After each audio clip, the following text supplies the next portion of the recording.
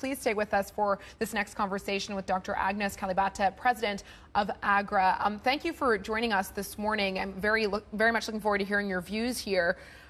When it comes to the food security concerns that we're all thinking about right now and the food crisis afflicting so many parts of the world, when it comes to Africa, what would you say is more pressing, food availability or food affordability?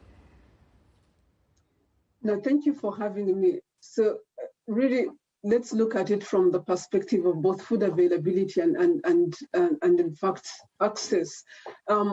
We do have, because of climate change, there's major reduction in the amount of food that would be available at household level, but also largely at country level. And then, of course, right now, the price of whatever is available, the price of what you can buy has gone up so high that's very difficult. I think food prices have gone up by between 25 and 30% for households that were already struggling coming from COVID-19. This food is unavailable. They can't afford it, they can't access it. So there's a number of issues, a combination of climate change, a combination of COVID-19, and a combination of the Russia-Ukraine crisis that does put prices so high as a result of fuel prices that makes it so difficult for an average home. But also, let's be honest, so many households have fallen out of jobs because of COVID-19. So to be able to recover would mean that food would have to be a little bit more available than it is today, and that's not possible under the current circumstances.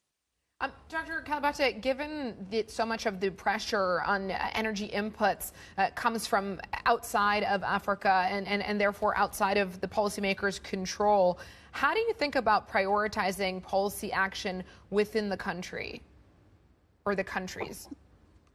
So right now, African countries are looking at a number of things. One of the things that we are thinking about is, in the first place, how did we get here? How did wheat, for example, become the biggest important crop in Africa? We have so many diverse crops that we could depend on. We have so many things we could do to get back on track. So that's number one. There's an opportunity to get into some of the diverse crops that Africa is producing and be able to get back on track.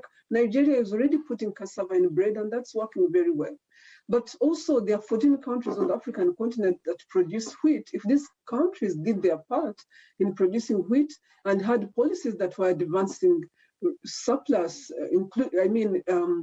surplus at country level, but also surplus that allows wheat to be tradable on the African continent, that would also be part of solving the problem. So right now, there are things we could do in the short term that have to do with increasing production of what we have, looking into what we have and what we can eat right now, but also there are things we can do to be part of solving the global problem by producing more of what is needed, whether it's oilseed. A number of countries do produce oilseed.